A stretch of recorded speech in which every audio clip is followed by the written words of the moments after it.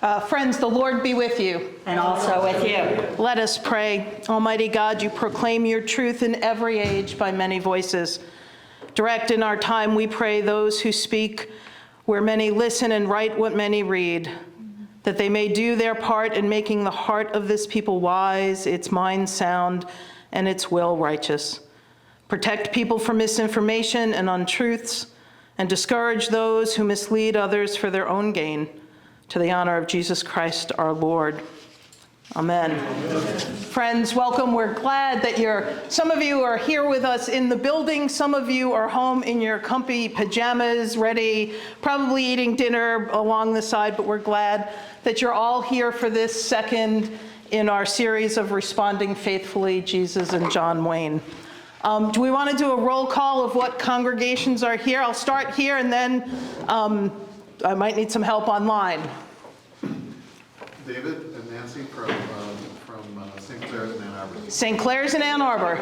Sandy Knoll, Christchurch, Detroit. Aaron is Lowell, Trinity in the Woods, Farmington Hills, and sometimes Christchurch, Detroit. Back and forth? All right. Gentlemen. I'm just here with my dad. Welcome. We're glad he brought you. We got the Church of Dad. Dad, where are you from? I'm not with a parish, but it's through St. David's in Southfield. Oh, nice. St. David's. We love St. David's as well. Yes. Sully? My name is Mike Sullivan. I'm here at St. John's. And we're going to go to the back. Hi, Mary Lynn, St. Andrews, Ann Arbor. St. Andrews, Ann Arbor. St. John's. St. John's. St. John's. St. John's. St. Kenneth's.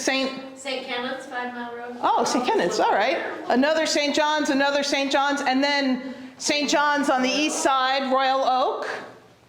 And then walking in now, St. Aidan's. St. Aidan's. And then who do we have online? We have Chris Davis from Royal Oak, St. John's. Nativity, Carolyn Johnson.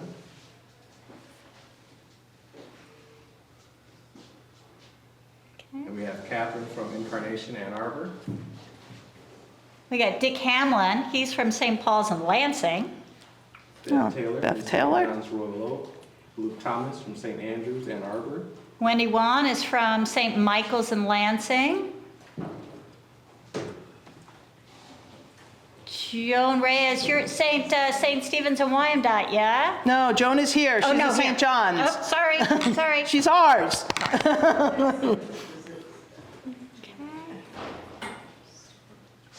Okay.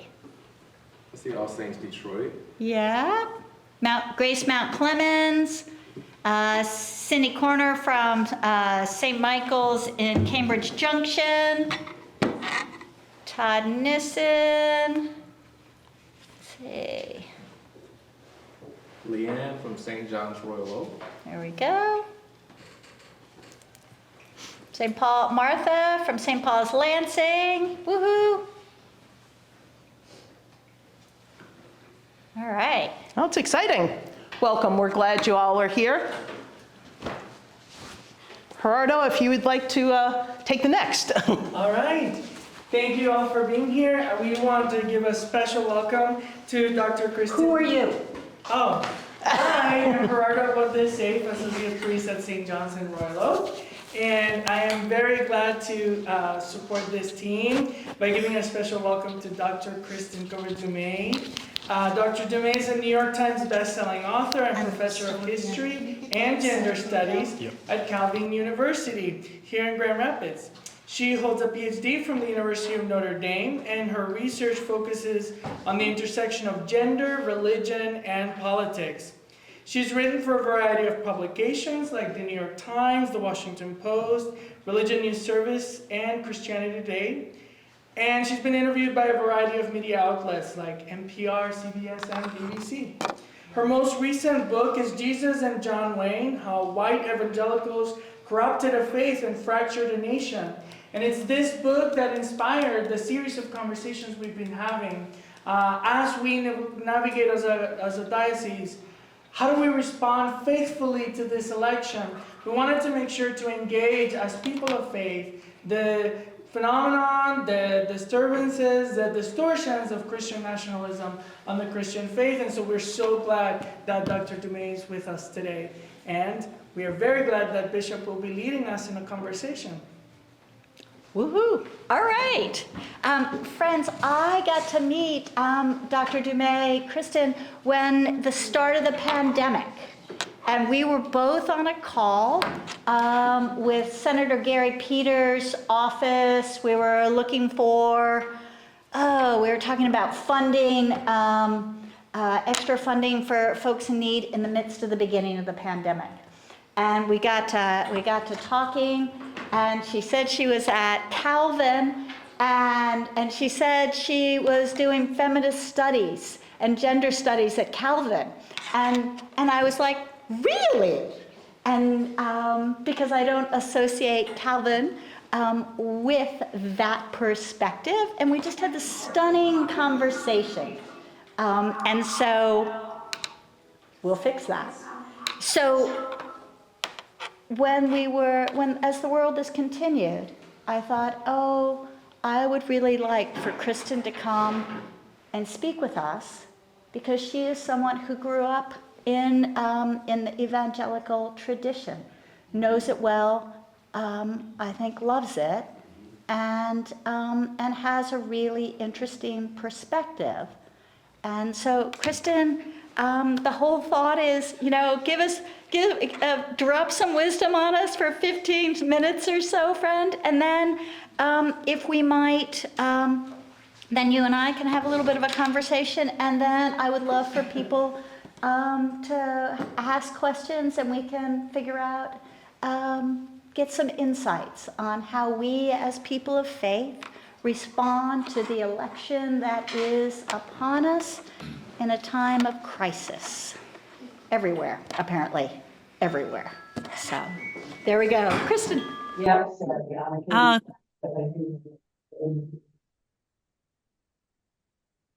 All good, all good. Okay, thank you so much. It's a joy to be with you, and I love those of you who are on camera. That's actually really helpful. When I do virtual talks, I don't use slides because I really like to still have that connection and that eye to eye, even when we're across distance. So I'm so glad that you're here today and that you want to know more about this subject. I thought I would start with just a little introduction to how I ended up writing Jesus in John Wayne, because I wasn't trying to write a book about Christian nationalism. I was writing a book about evangelical masculinity. And this topic goes back for me more than a decade, far more than a decade now, as time passes. So I had, it was actually the students in my class at Calvin who brought this to my attention. I had been lecturing on early 20th century history and talked about Teddy Roosevelt and how he represented a new kind of American manhood, of American masculinity that was rugged, and it was linked to whiteness, and it was linked to empire, and it was linked to violence and war. And my students afterwards, a couple of guys came up to me and said, Professor Du Mez, you have got to read this book. And they pointed me to a book by John Aldridge, extremely popular in evangelical circles in the early 2000s. It was called Wild at Heart. And so I went to Family Christian Bookstore, paid $20 and bought this book. And I opened it up and I saw right inside a quote from Teddy Roosevelt. And I went on to see how Aldridge, an evangelical writer, had constructed a Christian manhood that was borrowing from secular heroes, from soldiers and warriors, mythical and real, to construct a vision of masculinity that was militant, aggressive, ruthless even. God is a warrior God, and every man is made in his image. Every man has a battle to fight. And I thought, wow, this isn't great. But as a scholar trained in gender, I was very curious about, to make sense, where did this come from? What is this doing for them? Now, this was in the early 2000s, and it was during the early years of the Iraq War that I first stumbled upon this topic. And I saw all of the survey data coming out that white evangelicals, more than any other demographic, were more likely to support the Iraq War, to support preemptive war in general, to condone the use of torture, embrace aggressive foreign policy. And I started to think maybe these things fit together. So I spent a year and a half researching this project, and then I set it aside for a long time because I had another book to write. I had 3 kids, and I had a job of teaching.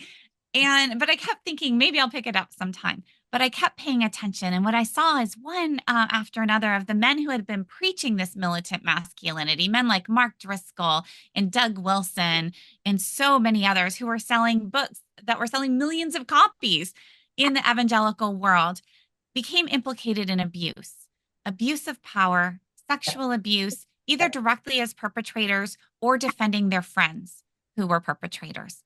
And I just kept taking notes. Fast forward to October 2016, the release of the Access Hollywood tape. You may remember. This was a moment when the country stopped, the world stopped. The question was, white evangelicals, they were already early on his stalwart base. He was not going to win the election just a few weeks later without white evangelical support. Everybody thought this was a bridge too far, right? Surely evangelicals can't vote for him now. Well, what happened? We know what happened.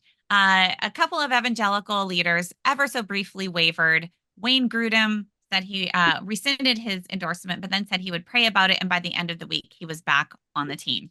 And that everybody in the media, some evangelical leaders were saying, how could evangelicals betray their values to vote for a man like Donald Trump? Because of the research I had done, I knew that wasn't the right question. They were not betraying their values. We did not fully understand what those core values were.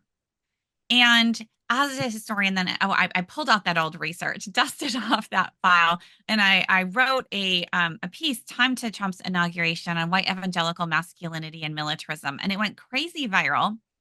And I know in these situations you're not supposed to read the comments, but I did. And what I saw is so many evangelical men themselves, or formerly evangelical men, weighing in on the comments saying, this is exactly true. Right? Yes, this, and there's so much more here. And so that's when I knew I needed to write this book.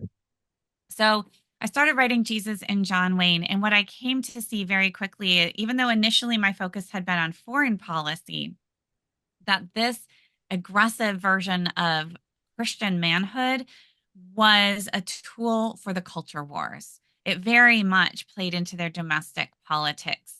And so in the book, I write about how this aggressive militant conception of Christian manhood, that God made man to be reckless, even ruthless.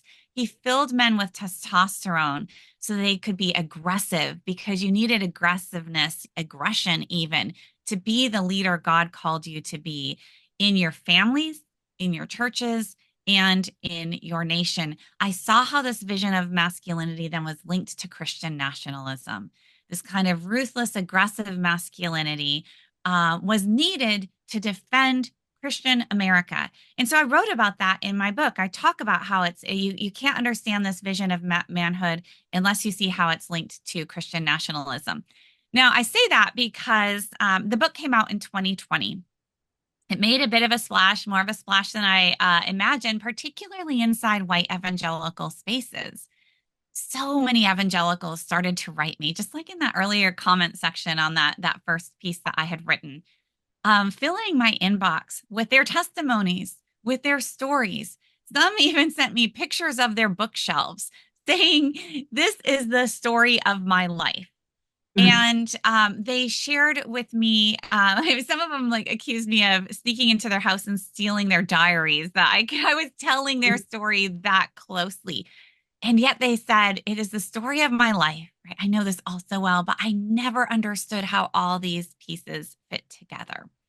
And so the book was moving through evangelical spaces, not without opposition. And if any of you guys are on social media, you know what I'm talking about. There was certainly some pushback from some of these leaders, some who are now gaining prominence as leaders of this Christian nationalist movement. So, we have differences of opinion. But what happened then in 2021, January of 2021, January 6th, right? And then all of a sudden, this framework of Christian nationalism, which had been kind of introduced to the public. We as scholars were using this term for a long time, right? I kind of used it in my book just as kind of scholarly hand. But some sociologists, Andrew Whitehead, Sam Perry, had written a book, and they were out in the media talking about Christian nationalism with January 6th. All those Christian flags that you saw as people were storming the Capitol, the crosses being carried, right? The patches, the armor of God that you could see. I mean, I studied those videos and those images and the praise songs that were being sung. This Christian nationalism. And so all of a sudden it was all over the media, right? Christian nationalism. And as the author who had this best-selling book about evangelical masculinity that mentioned Christian nationalism, I was all over the media all of a sudden. I had to explain the nuances. And when I looked back to my own book, how did I define Christian nationalism? And I will say you can get much more specific definitions from the sociologists and the political scientists. And I went to them. When I used the term Christian nationalism in my book, I knew I have to define it for my audience. So I was like, okay, let me go find a good definition that captures it. And I realized that all the definitions out there were really wordy in my books for popular audiences. And so I made up my own. You know, it's just a layperson's definition. I just sat back and thought, what are we talking about here? And so I wrote, Christian nationalism is the idea that America was founded as a Christian nation and must be defended as such. Now, what people mean by that, what do they mean founded as a Christian nation? Some will go so far as to say that the Constitution was directly inspired by God. And many will say that it reflected God's will and God's laws. Many will imply that Christian nationalism means, or say directly, that real Americans are Christian Americans. And by the way, when they're talking about Christians here, they are not talking about all Christians. They are talking about a particular swath of American Christianity, predominantly conservative, white, evangelical Christianity. Talking about Christian Recording in progress. Oh, okay, recording is back. It's gonna be fun. Okay, we're good. This kind of layperson's definition, the idea that America was founded as a Christian nation, people can mean some very specific things by that, and they mean a very particular type of Christianity and must be defended as such. Well, that can be a lot of things too, just that when you go and vote, you vote for your values, fine. Or do they mean January 6th? Right, and so there's a whole range. So when we think of Christian nationalism, we have to think in terms of a spectrum of levels of commitment and a spectrum of beliefs that go under that. And that's what makes this so incredibly tricky. So when social scientists are trying to get a measure for, how many Christian nationalists we have in this country, and are you a Christian nationalist or not? Usually they don't use the, kind of Christian nationalist as a noun, as much as they're talking about, levels of which, you are supportive of Christian nationalism. Are you all in, a true believer, an adherent? Do you lean that way? Do you kind of lean away from it? Or are you a resistor, right? These are the kinds of things. So think in terms of spectrum there. And then they'll ask questions like, do you think America was founded as a Christian nation? Do you think the nation's laws ought to be based on God's law?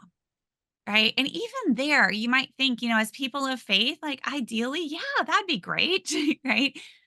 But when we're talking about Christian nationalism today, we are talking about a particular political movement and a particular political ideology that has its roots in the Christian right that rose up in the 1970s and 1980s. So here too, social scientists can be helpful, and they can map out when you say that you think America should be a Christian nation. The vast majority of people who check those boxes mean very specific things about that. And so there are issues that correlate with believing these things about Christian America.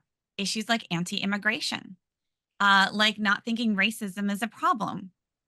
Issues like anti-abortion, anti-LGBTQ laws, even things, just across the board. It's essentially the Republican agenda, right? So that maps on. So it's not just a generic, yes, America should be Christian. We should love our neighbors as ourselves, and we should turn the other cheek, and we should welcome the stranger. Those issues, those views don't correlate tightly with people who end up saying, yes, America should be a Christian nation. Okay, so that sounds all really complicated. And when I give longer talks, I do actually pull out the PowerPoint every once in a while to show some of these statistics and to show where people land. But what that means for our purposes is we're trying to understand that movement is it's really hard to like pin somebody down and usually not a good thing. You know, if your friend on Facebook posts a God bless America meme, maybe they fall into these like strict adherence, or maybe they're just saying, God bless America, right? I mean, it probably means they have some sympathies there, but not necessarily. Just this last week, there was a thing that went kind of viral on Twitter where the editor of Mother Jones posted this little tweet about how she was really annoyed the creeping Christian nationalism. She was on a flight and the attendant wished her a blessed day.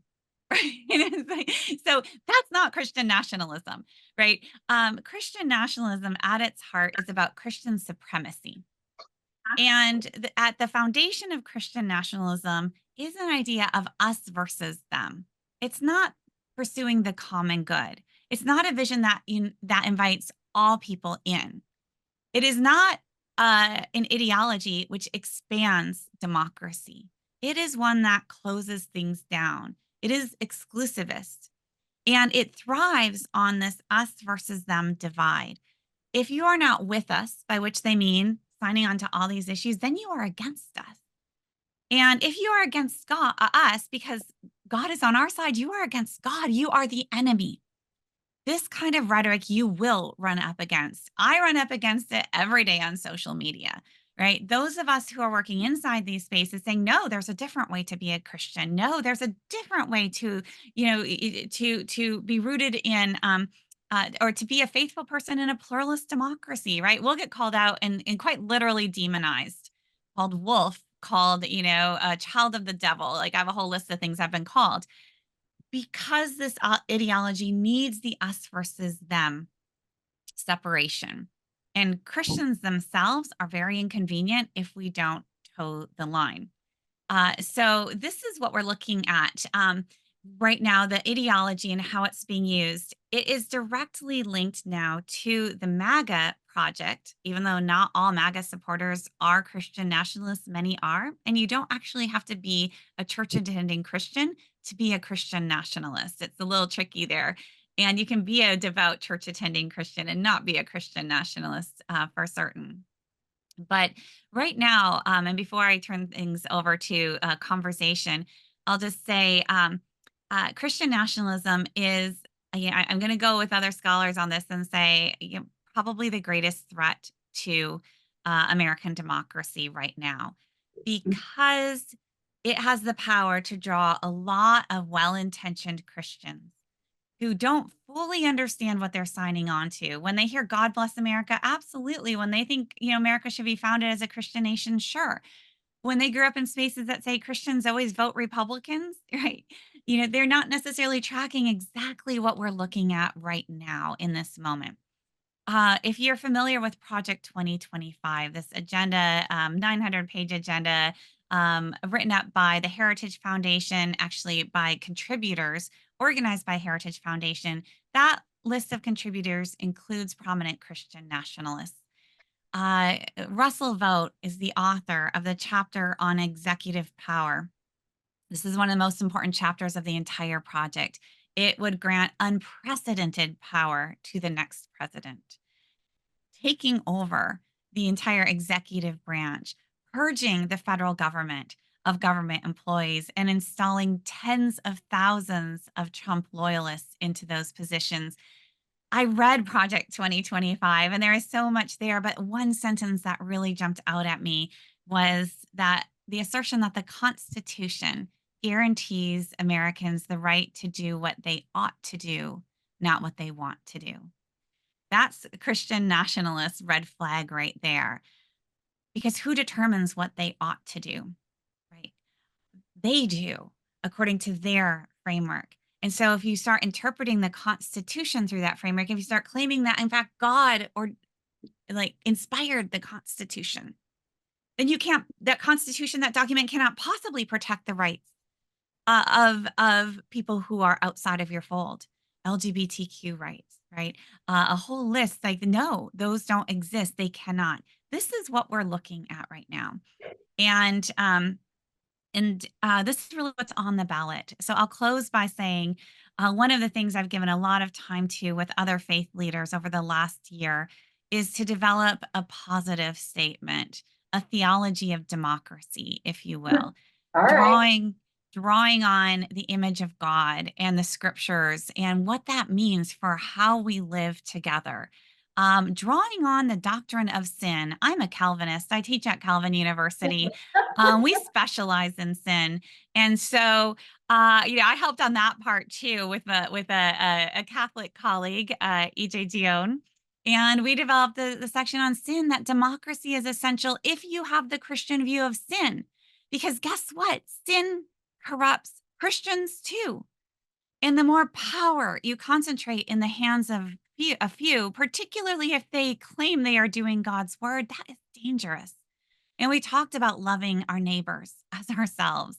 And we talked about how a democracy protects the religious liberties of all Americans and protects authentic Christian faith. So I'll leave you with that. And I'd love to talk more on any number of themes here. But it's a pressing issue right now. And we have to understand both the gravity of the situation, the complexity of how this is playing out in conservative Christian communities, even more moderate Christian communities. When they hear words that resonate with them, they don't necessarily understand what's underneath all of this and the strategies and the plans that are already in place and the power that they will be handing over.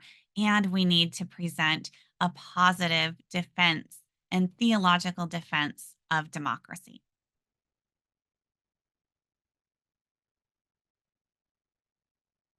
All right. Did we lose Bishop Perry again?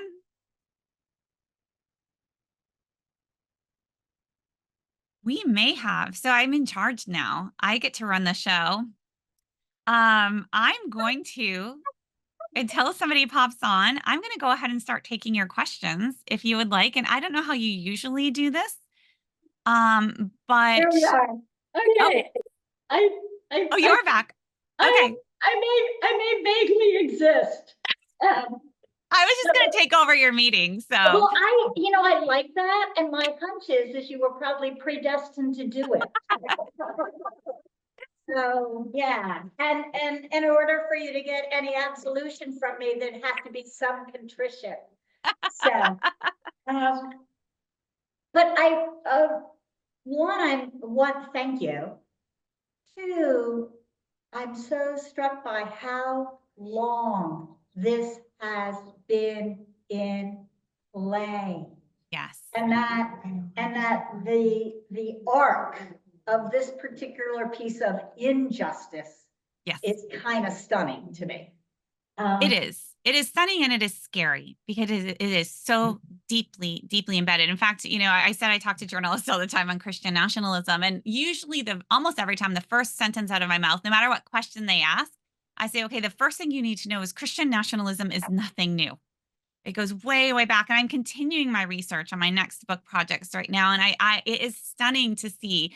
Just uncovered these documents from 1975. And I was looking at them, and I actually called the person who wrote them, who's still alive, and said, you saw this then. You saw exactly. And it is so terrifying and so frustrating to see that they're doing it. They're finally succeeding or on the cusp of success after all these decades. It makes me really angry. And it kind of feels whack-a-mole to me, because I remember in the 90s, like watching some of this and responding to it. Yep. And I also remember as when I have to say, I was listening to your book, parts of it, the other night. So I was listening because I was cooking, blah, blah, blah. And when you got to the section when we're talking about the time when Title IX comes to be, yes. Right? So I wrote an 8th grade book report on Title IX. Title IX changed my life. I'm an athlete. And just the whole notion of the insane fragility of heterosexual men and just how this notion of women must be in some role to support them. I literally, oh my God, I couldn't, I was, I was, I was filled with such deep anger. I didn't know what to do. Because it's a deep chord of feeling as if because I'm female and then later because I'm queer, that I don't fit. Oh, yeah. And how it's not fair. And so part of my response was a primal eighth graders. But I'll transport myself to my more mature self and ask you, can you tell us a little bit more about the spectrum? Expand on the spectrum of belief and levels of commitment to Christian nationalism. Because I think that's really interesting, the layer of who's in and how much. Mm-hmm. Yes. So, and first, let me say to your comment about, when you're encountering this, I've been speaking with a lot of evangelical communities recently, and in part because I have a new film out that's actually based on the last chapter of Jesus and John Wayne. It's called For Our Daughters, and it's about the sexism and the sexual abuse that has flourished inside these spaces. And it centers the voice of survivors from within that community who are exposing what has been done to them and how the communities have covered up what has been done, exposing how the teachings that they were taught from a very young age about submission, about their pastor's authority, their dad's authority, how that both made them susceptible to the abuse, made them even unable to recognize what had happened to them was abuse. And also how this theology of authority and submission shaped their community's response to them, which was protect the perpetrator, give him the standing ovation, forgive him instantly and restore him to all his former power, and kick the victim out of the church. Yes. This pattern happens over and over and over again. And so I've been talking in those spaces with women, and for them, that is all they knew. And the other thing the film does then is it draws a direct line between these teachings and the current Christian nationalist threat, because it is all of one. So I just wanted to put that out there as, hearing you encounter that as like, what on earth? I'm spending a lot of time with women who say, this is all I knew. And this is my story. And they have stories of abuse. And so anyway, that's the space I'm coming from literally all day today. I've been having those conversations and doing those interviews. But to your question about spectrum, yes. So the way and this is here, social scientists like neat boxes. Cultural historians such as myself, we're a little bit more comfortable with going with vibes and going, with, kind of the complexities and how this works. But I find their categories somewhat helpful. So the majority of Americans are not Christian nationalists or do not fit on the Christian nationalist spectrum, which is very important to keep in mind. That this is not what the majority of Americans want. But what we have is, maybe 20 or so percent who could be categorized as adherents. Or supporters. There are different sociologists will use different labels for their kind of spectrum, right? So the adherents or the supporters. And then there's those who are, sympathetic too. And when you group those two together, you're still not quite at half, but you're at a pretty solid chunk. And then when you lay that over the Republican Party, it's even stronger. And so the Republican Party, Christian nationalism is a powerful force inside our current Republican Party. And many of the Republicans who would have been pushing against it who were pushing against it, more of the moderate, the kind of pro-business conservatives, the more libertarian folks, right? They've all been purged. They've all been purged now. So Christian nationalism essentially, is the dominant ideology of one political party.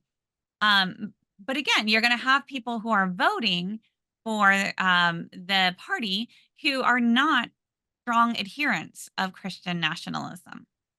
And then you'll get into like the mechanisms here. And I have more stuff to share on that. So I'm glad I have this opportunity because what we can see is, with a lot of social scientists have been running the numbers now and doing surveys. And we know that if you are a Christian nationalist or, sympathizer, adherent, you're also, going to be much more likely to embrace gender traditionalism, like patriarchy, anti-LGBTQ and all of that. You're also going to have a much higher level of support for political violence.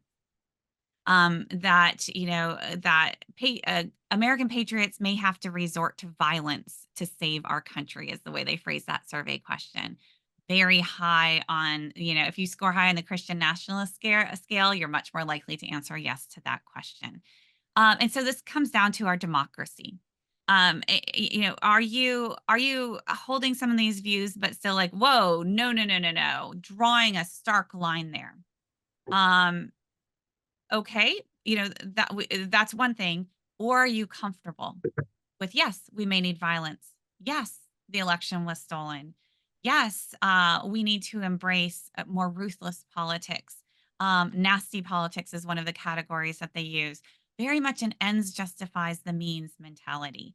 And that you'll see this surfacing too around issues like abortion. That's this kind of wedge issue where, well, if it's the murder of an innocent child versus democracy, easy call, right? Well, anything can be kind of put in that place, then anything can justify this. So one of the things I really try to do in these spaces is, okay, you have these commitments. These are your political values.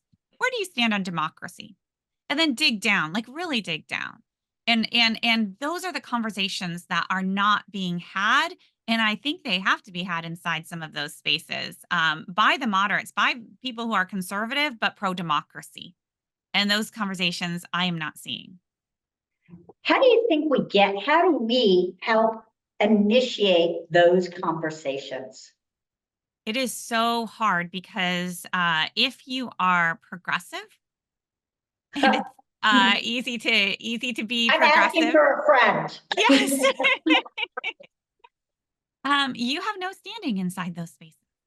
And if you are conservative inside those spaces and start to raise these questions, you will have no standing in those spaces.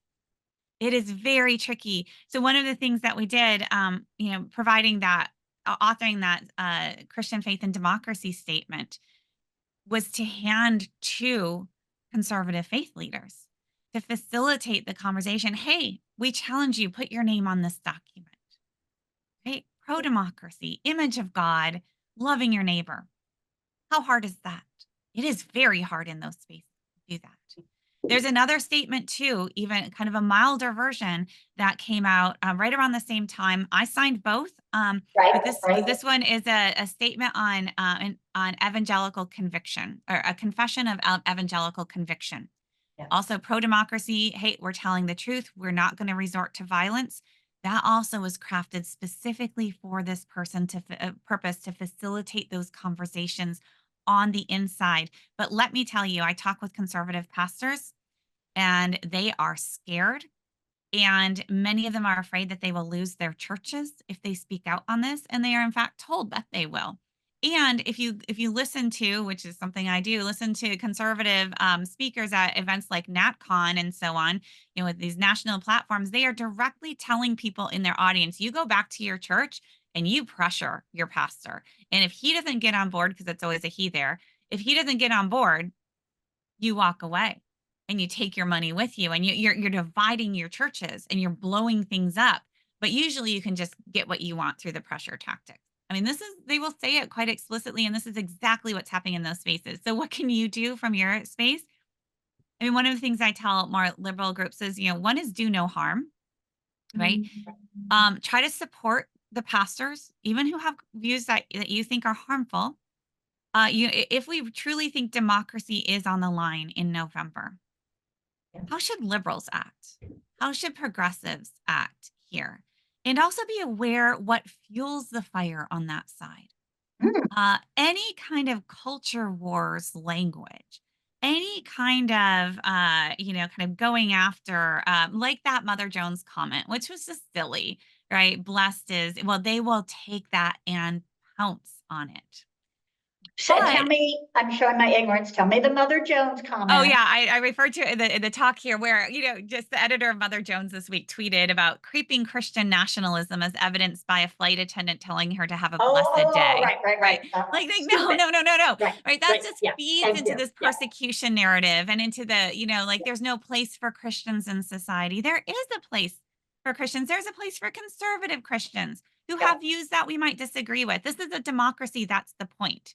Yeah. So you've got to create that space, guard that space, and defend that space if you're serious about democracy and you work to diffuse things. So Evangelicals for Harris is this group that sprang up in the summer, and they just had a new ad that came out on Monday. You should look at it. It features Carly. Carly is a student who talks about she was a Jesus kid in high school. She had the Jesus t-shirts. You see pictures. Now, if you grew up in a conservative Christian space, you know Carly. We were all Carlys. I had a Jesus sweatshirt, right? She was in a public school and she was bullied for her Christian faith. And again, she was very out and probably very annoying with her Christian faith to the non-Christian classmates. She was getting bullied. So her teacher, Mr. Walls, came to her defense. He had her back.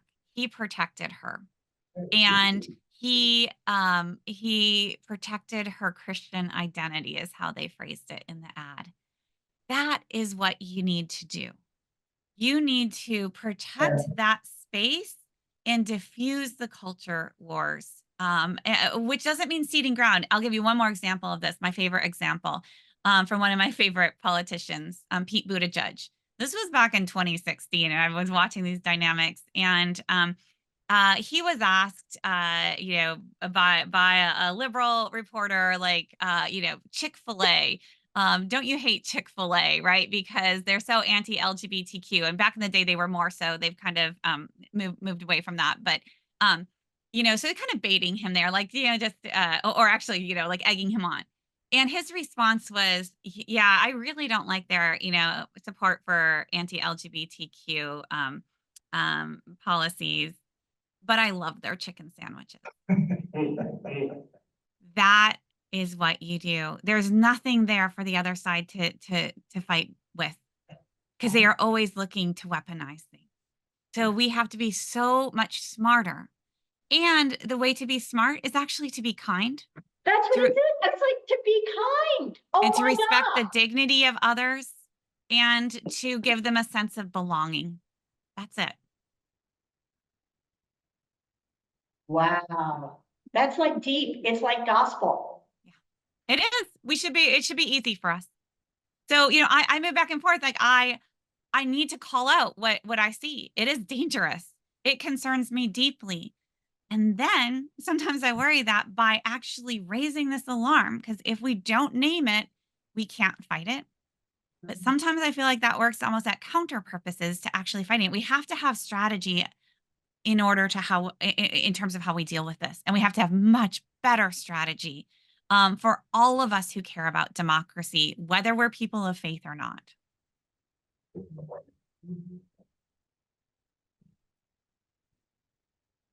If you wanted to, you could probably pick up a mic and drop it.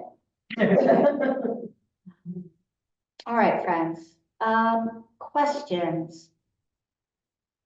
Yeah, what do we got for questions? Oh, well, question. For you and then you. Hi, I'm Robert Cooper, and I'm here representing a book club, actually, Race as a Conversation, and we read your book several books ago. It's about 10 women, 2 men, people, women, some of the Caribbean women, African-American, Jewish, white, whatever that means.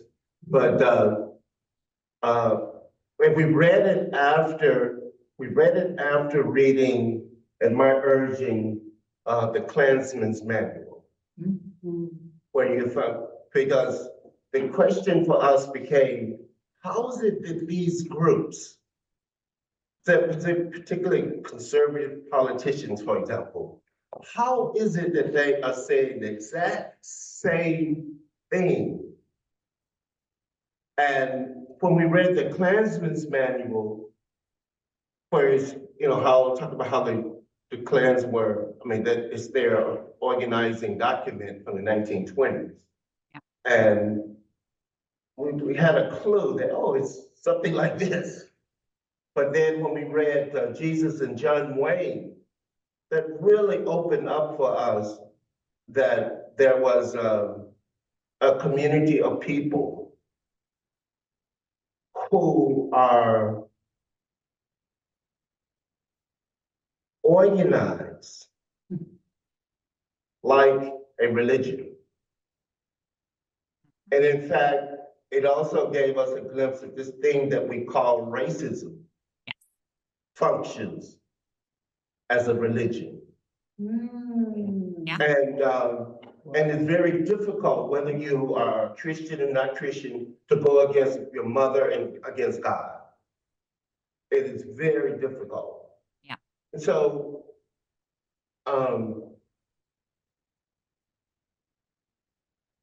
I was supposed to be asking a question. Yeah. I can take that and run with it. So yeah, I think it's really important to bring race into this. And I will say that the subtitle of the book is a little controversial. Not everybody loves it. As you imagine, we put a lot of thought into that.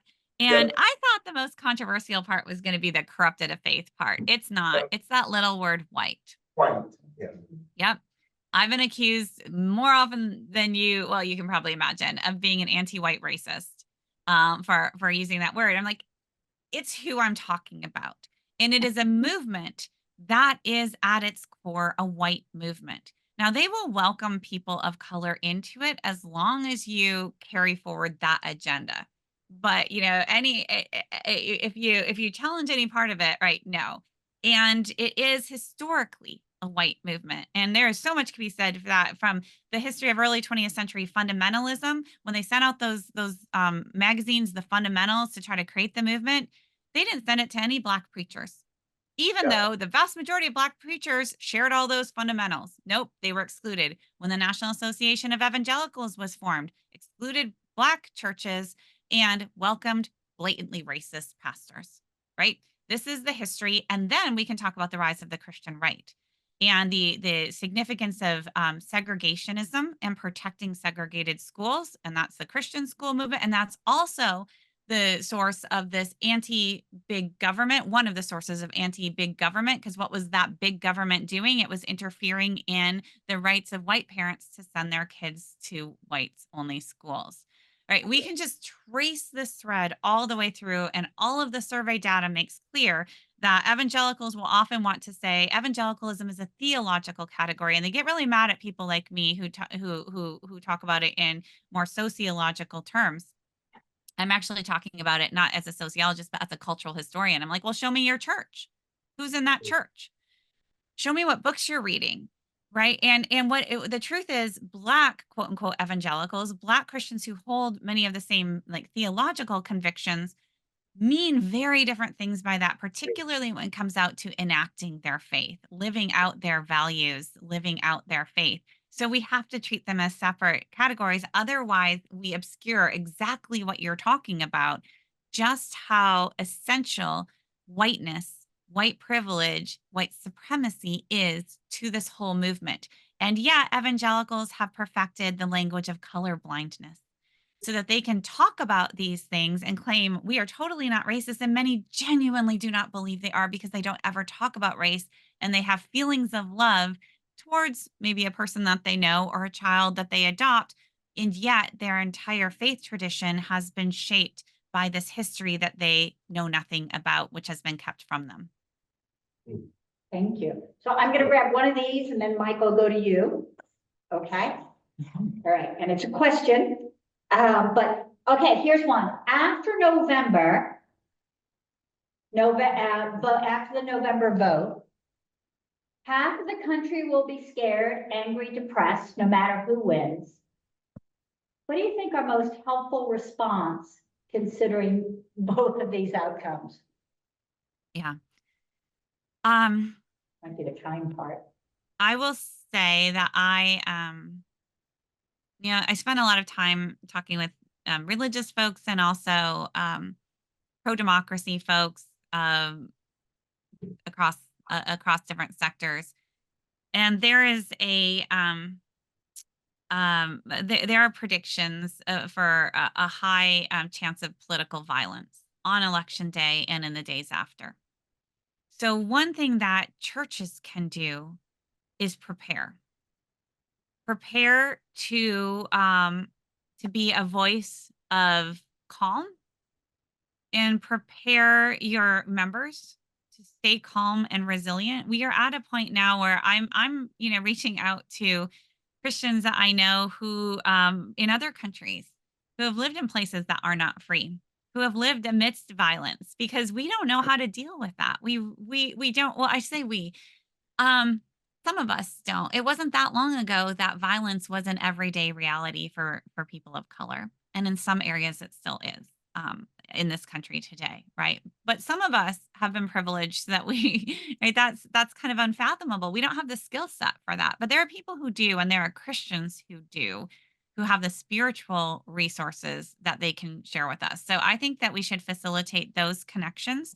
And I can send you a link as well to I have a Substack where I feature a lot of these things when I'm out talking with different groups and interfaith movements and so on in this pro democracy coalition. I share resources there. And maybe 2 or 3 weeks ago, I shared resources for a clergy election response a team. And I don't know if you're familiar with that or not. And I think it's important to get as many denominations and as many local churches in that group, because they're going to have guidance to offer in the days leading up to the election, on the election, right? They're recruiting, what is it? Uh, Callers at the polls or something like that, right? Where they, All chaplains. Yeah. to be that presence of calm and order, and you're putting your body on the line, possibly. And clergy across the country are signing up for it, right? Those are the things we ought to be doing, and we ought to be thinking about exactly what you asked. What are the scenarios we may be looking at? There will be election denial if Harris wins. There's no way there won't be. And there will likely be violence. How do we respond? What do we do?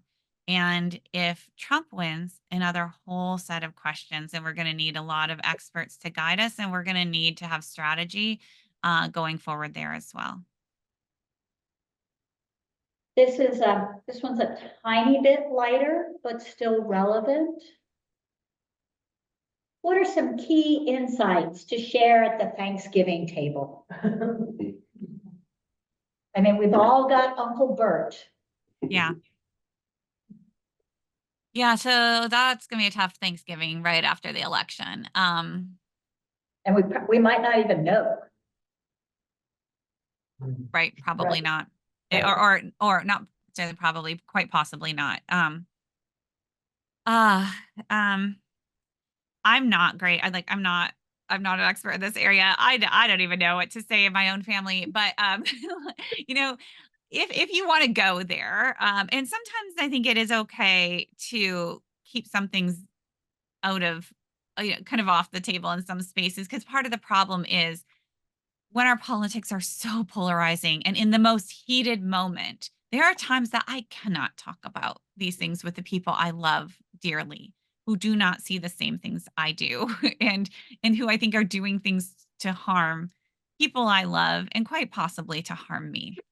Um, I can't always go there. And so I try to keep, maintain the social ties. I think that's okay. I think that's okay in some situations. You have to feel out your situation. Otherwise I think it can be good to just maybe ask them more for their understanding, and ask them, how do you see this? And how, and what do you value? And, and what do you think we should, do with the immigrants who are here? And what do you think, well, how would that work, kind of thing? And just maybe be a listener, because what we do know is that head on conversation, disagreement usually drives people further in. So one of the important things is don't hide who you are and what you believe, but then keep that arms extended in terms of love and connection. And sometimes that can be really disruptive. It doesn't work instantaneously, but you can be a witness in different people's lives, because as much as they may want to, or their side may want to demonize everybody who's in this category, they know you, right? And if you don't fit that, you're maybe one of the only things that can disrupt that propaganda that they're being fed day in, day out. Mike. Yeah, hi, I'm Mike. I'm not here. There I am. I'm a kind of an oddity. I'm a seminary graduate that fluked into marketing, became a creative director of a large ad agency. So I tend to look at things in sometimes maybe too much in terms of marketing. But in the 90s, I would say right around 1990, I grew up Presbyterian, so I guess I'm preordained to be here. But in the 90s, there was an advertising campaign done by the Episcopal Church. Yep. And one of the ads, the picture was Jesus in a suit, head and shoulder shot, and it said, "God didn't give his only begotten son to be a spokesman for the moral majority," which I thought was a clever and award-winning ad. Yeah. But except for those few years, it seems like the major denominations have really been silent on all these issues.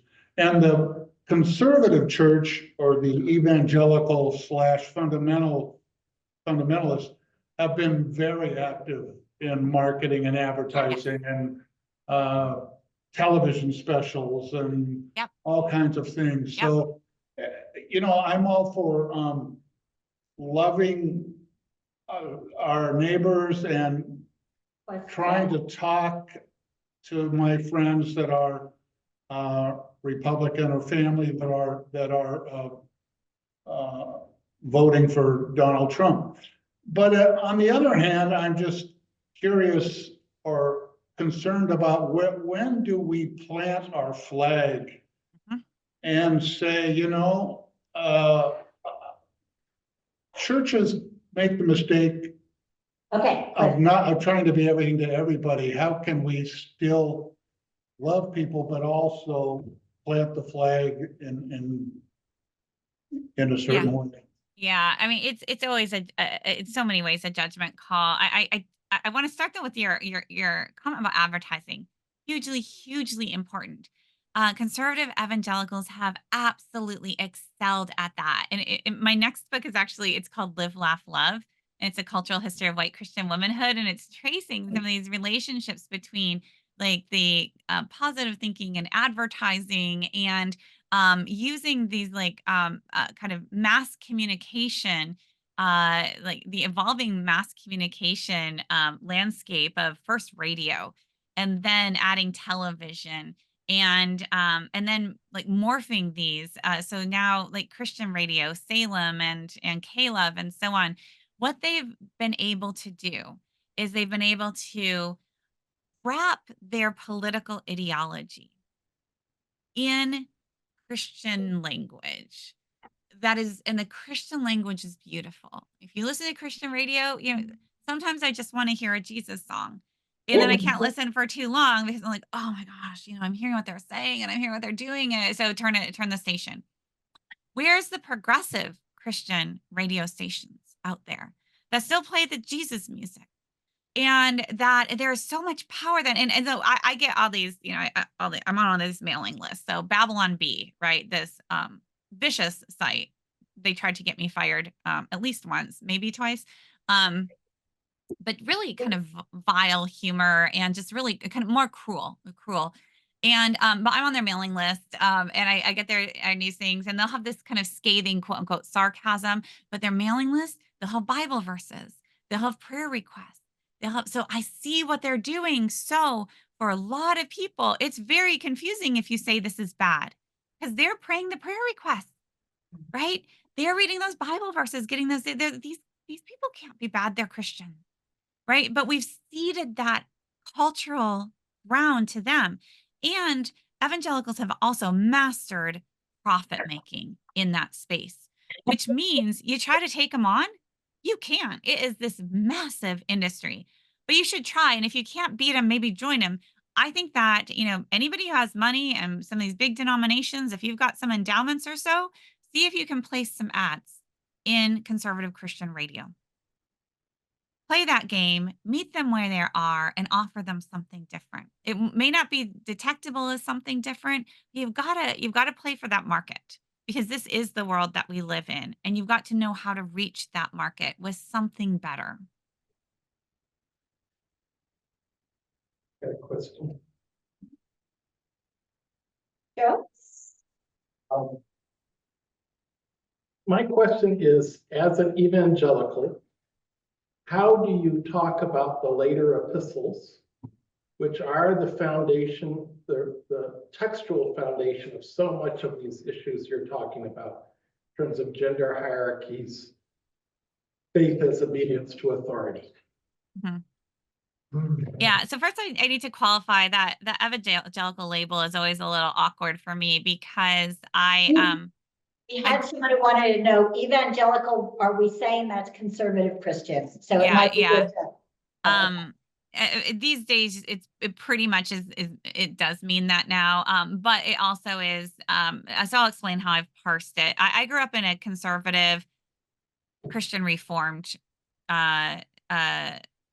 actual town. It was a Dutch immigrant community in Northwest Iowa, small town, 4 Christian Reformed churches. My dad was an ordained pastor and theology professor in the Christian Reformed Church. So that's my world.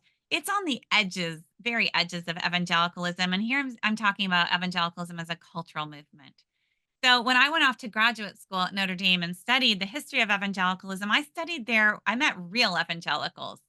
People coming direct from Wheaton College, from Moody Bible Institute. We had a real live fundamentalist, and by which I mean Bob Jones IV was my classmate. Very briefly, we overlapped. Those are real evangelicals. At Notre Dame? Right? Totally weird. That was the stunning thing. If you know anything about fundamentalists, extremely anti-Catholic, but they had softened some. Bob Jones IV was a bit of a rebel, and my advisor, our advisor, George Marsden, was the leading evangelical scholar. So that's how that happened. But yes, everybody was like, wait, what? Anyway, I'll just say, those were the real evangelicals and even fundamentalists. And then I was coming from the edges of that world, but I had grown up listening to Christian music, right? I had shopped in, we only had one bookstore in my town. It was a Christian bookstore. So all of the books on the shelves were from evangelical publishers. See how that works, right? So what is evangelical? We'll say it's being born again, identifying it as such. Increasingly now people are self-identifying with evangelicalism because of their politics, because they are embracing that conservative theological and political agenda. And a lot of people are leaving evangelicalism who say, I'm a Christian, I'm a Bible believing Christian, but I can't sign on to that politics. I guess I'm not an evangelical. So there's a sorting out right now that is happening. So for me, am I an evangelical? I never identified as one. I always identified against that. We were something different. We were smarter than evangelicals over in the Reformed community. And, but my denomination, the Christian Reformed Church, was always a member of the National Association of Evangelicals. My lifetime it was. And what I will say is, in the last couple of decades, many evangelical churches now, I would say most, are de facto evangelical churches. Our pastors read John Piper and Wayne Grudem more than they read Reformed scholars. And so we see conservative evangelicalism actually kind of taking over my denomination right now. So it's tricky. It's tricky. So how do I deal with some of these passages? Funny you should ask, because my first book is actually a history of Christian feminism. And I'm writing as a historian, but I find some of it extremely compelling. Different ways of understanding the passages about women, and really reading the scriptures in a new light. I wrote a book on evangelical feminists from the late 19th late 18th and or late 19th, early 20th century, who were biblical literalists, upheld the inerrancy of the scripture, and still said men have gotten things wrong over the centuries, and they proved it. Right. And so, I would say that shorthand is, take a look at that book. And I can't say I go along with all of their theories, but a lot of them are really compelling. So there's a way to read the scriptures, certainly putting at the center. And here's the shorthand answer. At the center of my faith is Jesus Christ as revealed in the New Testament. And center to that, at the core of that is an understanding of power, the dynamic of power, how power operates. And it's not at the heart, it's not seizing power over others. The model of Christ is divesting of power. Um, God became man, incarnate, right? The incarnation. And then was tempted and resisted that, we have this, my pastor is in our film for our daughters talking exactly about this, the temptation of Jesus in the desert. And resisted. That is not the way of Jesus. And then gave himself up, sacrificed himself, crucified, and then calls us to do the same. To follow Christ is to offer ourselves to others. It is never to coerce, to exert authority over others. That is the center. And then I interpret all these other things in light of that. And that is what is so beautiful about the Christian faith, and also what is so impossible about it. We all fall short. But my goodness, let's not give up on that game and embrace the opposite and call that Christianity. And that's what Christian nationalism is. Ooh, you're just going to wreck all of the microphones we have. Um, this is someone, what can we do in our churches? She says, I've read the statement on Christian faith and democracy. Will there be a discussion guide on the statement? I think that could be used in our churches. That's a really great question. I will bring that to Jim Wallace and his team, and I will tell them to make one. There you go. Jim's got nothing else to do. I like it. Exactly. He's amazing. He does it all. And actually what he'll do is he'll twist somebody else's arm and he'll probably make me do it in the end somehow. That's how he works. Great. Yeah, that's how he gets all the stuff done. Telling you. I am looking at our time and I want to honor that. Let's see, what do I got? What do I got? Oh, here we go. Oh, is it possible that evangelical women can accept Trump because of their teaching that the man is right? Oh my gosh, yes. This is a conundrum. Yes, for some. For some, it very much even raises the idea of the strong man, right? Well, And you want that's a good thing. And they're getting fed that, day in, day out from in their own spaces. Trump is the ultimate fighting champion. You hear that echoed back, then it really is sinking in. And that's, I was watching the vice presidential debate last night. Was it just last night? I think it was. Yes. I thought, oh, I heard Vance hitting those lines, and just hearing, and I know that resonates. And I hearing commentators and missing that, and it's like, no, you don't know. This is really, they know what they're doing here. So you'll have evangelical women support Trump for that reason. You'll also have it's hard to overstate just how entrenched this idea that Christians only vote Republican. The Democrats, the Democrats, Christians cannot vote a Democrat. This is just explicitly said, and it's generational now. And then there's the abortion issue, which we don't have time to get into that, but there is so much that could be said. Strangely, when you look at survey data, that actually comes way down the list, beneath the state of the economy, beneath even like healthcare, certainly beneath immigration on the list of concerns. And yet somehow, for decades now, it has signified this like moral identity of the entire Republican agenda. Just this one issue gives moral cover to the entire agenda. That's how this has functioned. And you couldn't say, oh, it's complicated, or you couldn't say Democratic policies lower abortion, all that. Like, nope, no space. And then now Trump himself is backpedaling on it because it's strategic for looking at the polling data, and they're cool with it. Right? So they're not all cool with it. Some are very upset, but those numbers are not shifting. Everybody is still voting for him. The latest numbers we had was 82% of white evangelicals plan to vote for Trump. So like I can give you all the reasons, and still having spent years of my life studying this, it is still in the end a puzzle. Wow. Okay, so for the hay of it, just in terms of the statement you were talking about, and hope and democracy, give us, come on, give us a word of hope here, friend. And because what the hay? Because for me, resurrection means there's always something more, right? Yes. And we ended with that. We are a people of hope in that statement we said, because we struggled with this too. And it is true. It is true. Christians, we are not called to win. Now, I am fighting hard and I am sleeping very little between now and the election.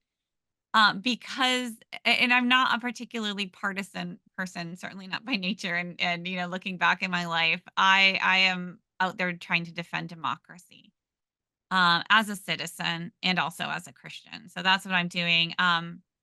End of the day, we are called to be faithful, and that doesn't mean winning. And so as I'm working really hard, I'm also keeping my eye on what happens the day after the election, what happens the month after, the years after.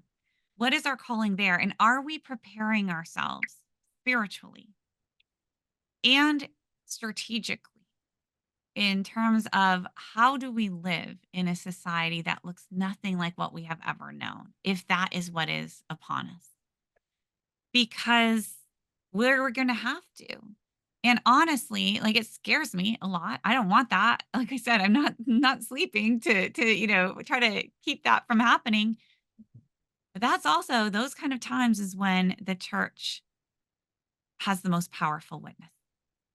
And right now, we don't. For a variety of reasons, we don't. And so how are we preparing ourselves for what it may be around the corner? And I think that's where we need to keep our focus. And that's where we're going to find our strength, because we're going to need to have deep wells of spiritual strength on which to draw. And then also, don't underestimate the power of community, of staying close to those who are being courageous, because it will rub off on you. And then be courageous. And when you are, people will find you and they will prop you up and they'll support you. And that's how we're going to do this, whatever comes ahead. I have a comment. Who is that? Okay. Karen Jones, I'm hearing from this, but you can talk amongst yourselves, but I think I put a sign in my yard for candidates tucked deep into my lawn. And I have always had a sign for the Ukraine. And a neighbor said to me, "Would you like to hear my theory about signs?" I said, "I sure would, John." And he said, "Who do you think you're persuading?" And I said, "Right there, you're wrong, John. If this goes down and I have done nothing, I cannot live with myself. You must stand for something." I said, "Do you see the signs around the yards that say love is love? They're talking about your son, Brett. Yes, it's okay to be Brett. It's okay to follow the love that you like. But all that is necessary for evil to prevail is for good people to do nothing. There are signs you can get for your yard that simply say freedom. I wish I had made one that said dignity, decency, and morality. But instead, I just grabbed the neighbor's signs." Yeah. No, I mean, I didn't grab their signs. I think you're right. I think this is the time, that it does call for us to act. Up at my house, they're all along the side. I would never touch anyone's side. Yeah. But Yeah. I settle really back in the corner. I have a very public corner, but if you can talk amongst yourselves, but make a statement, stand for something. I didn't ever think I would persuade anyone else. Of course we can't, but I can't live with myself if my world changes and I did not one single little tiny thing like that. Well, and there are other things too, right? We live in Michigan. Start knocking on doors. I have a friend in Washington, D.C. who just flew in this week from D.C. because she had a week off to knock on doors here in Michigan. And if she can fly in to do that, that's what we should be doing, and have those conversations. And then volunteer to drive people to the polls on November 5. There are things we can do. It's easy in Michigan to come up with things to do. it's really easy, right? We have a ton of work to do here. You know, yeah, yeah, put the signs up and then do the things. Do the thing. Kristen, oh my goodness. Oh my goodness. Thank you. Thank you very, very much. My pleasure.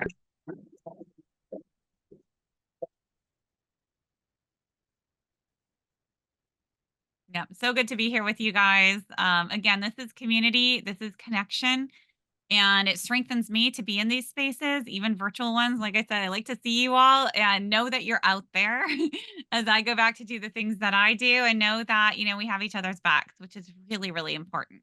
We'll have your back, and you will have our prayers. And we're meeting next week, friends. And it's going to be all about what are we going to do? How are we going to be? How are we going to act? And that's next week. We'll be at St. Michael's in Lansing, but we'll also be living and loving in the world of the hybrid. And thank you so much for making it happen. And the fact that my computer has died yet again on another Zoom call makes me think that this is God is saying to me, Bonnie, get a new computer. We have one. Yes. Yes. Yes. Oh, yeah, I can pray. Thank you. Yeah, no, I can pray. I know what it says. Friends, the Lord be with you. Let us pray, Holy One. Oh, my goodness. That's it, Lord. Goodness. Help us to be good, to be kind, to be faithful and humble, and courageous would be helpful. And when we think, I don't know what to do, or I don't know what to say, may we be and listen and learn. And may we remember that you came into this world and loved us and lived and died and rose to show us a different way, which God help us. Well, that's why we're talking to you. We forget. And we think it's only us. Help us to remember otherwise. We ask this in your Son's name. Amen. Cheers. Yay. Thank you. Take care. Thank you. Take care. Good night, guys. Thank you. Oh, can I say one word before we break? As we're sharing person. Yeah. I just want to say, I was in a meeting this week with some of the best organizers in our county, and all of them were saying